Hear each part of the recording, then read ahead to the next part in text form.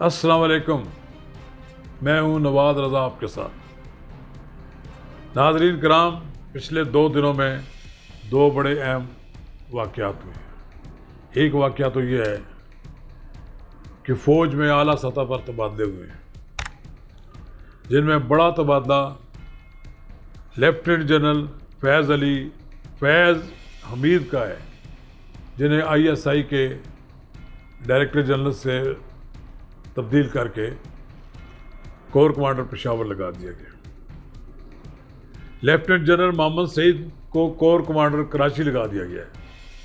Lieutenant general Mohammad Aamir को core commander Gujranwala और lieutenant general Syed Asim Munir को क्वार्टर मास्टर जनरल बनाया गया है।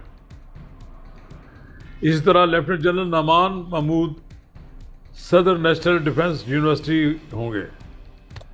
तरक्की के बाद lieutenant general Mohammad Asim Malik adjutant general बना दिया गया। ये लेफ्टिनेंट जनरल नदीम अहमद अंजम जो हैं, इनको ISI का नया चीफ बनाया गया। नदीम अंजम का ताल्लुक मोड़ा शेखा से है। ये यूनियन कौंसिल कौंतरीला में पोठवार से इनका ताल्लुक है।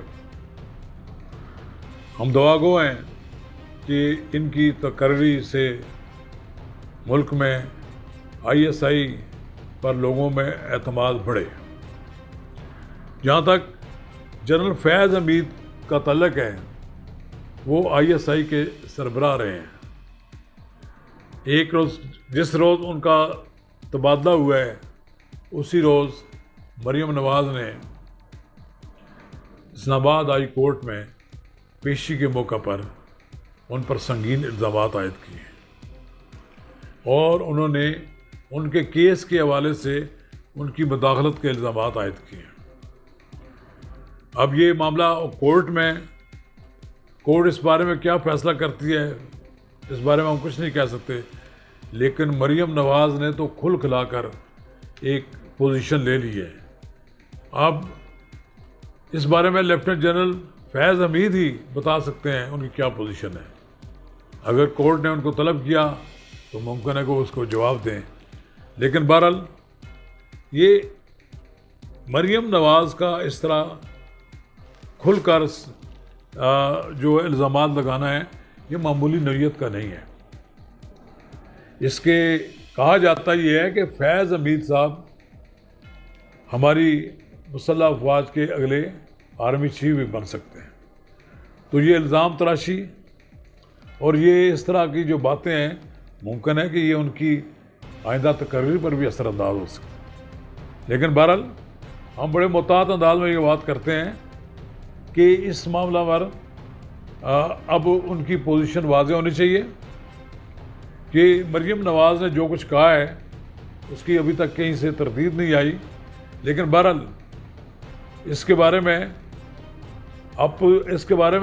फ़ौज की जानिब से भी वज़ाहत आनी चाहिए या फिर ख़ुद जनरल फैज़ हमीद की तरफ से वज़ाहत आ जानी चाहिए, ताकि जो कुछ मरियम नवाज़ ने कहा है उसमें किस हद तक हकीकत है।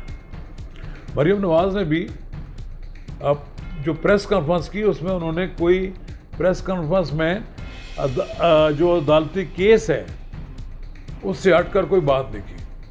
उन्होंने जो अपने न्याय वकील मुकर्रर किए इरफान कादर साहब, वो बड़े दबंग वकील हैं और उनके बारे में कहा जाता है कि वो जब अदालत में बोलते हैं तो अदालत खामोशी से उनको सुना करती है और वो अदालत पर हावी भी हो जाते हैं। और ये बड़ी कैलकुलेटेड मूव है मरियम नवाज़ की, जो उन्होंने दरख्वास्त दी है कि मेरा केस जो है, ये नवाज जो हमें सज़ा मिली है, इसको खारिज किया जाए।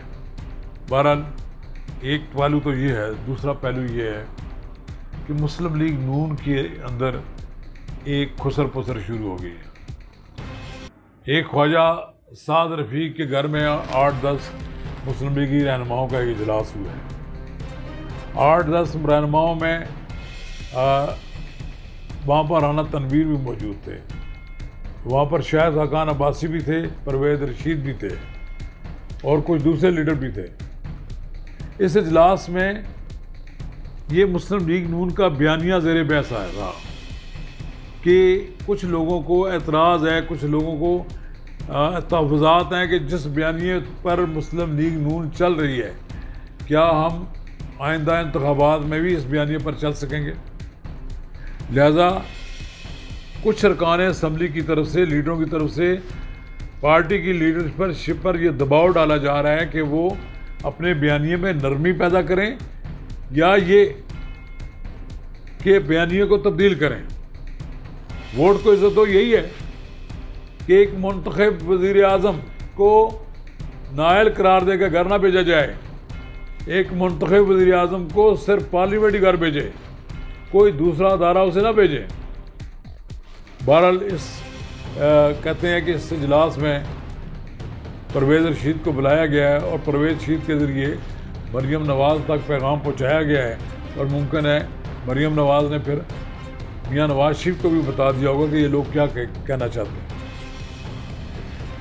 मैंने सुना है कि मुस्लिम लीग में एक ये बात कही जा रही है कि मियाँ नवाज शरीफ चूँकि नाअहल हो चुके हैं, उनकी साहबजादी भी नाअहल हैं, वो पार्टी के किसी लीडर को आइंदा इंतखाबात में कामयाबी की सूरत में वज़ीर आज़म के तौर पर, उम्मीदवार के तौर पर नामज़द कर दें।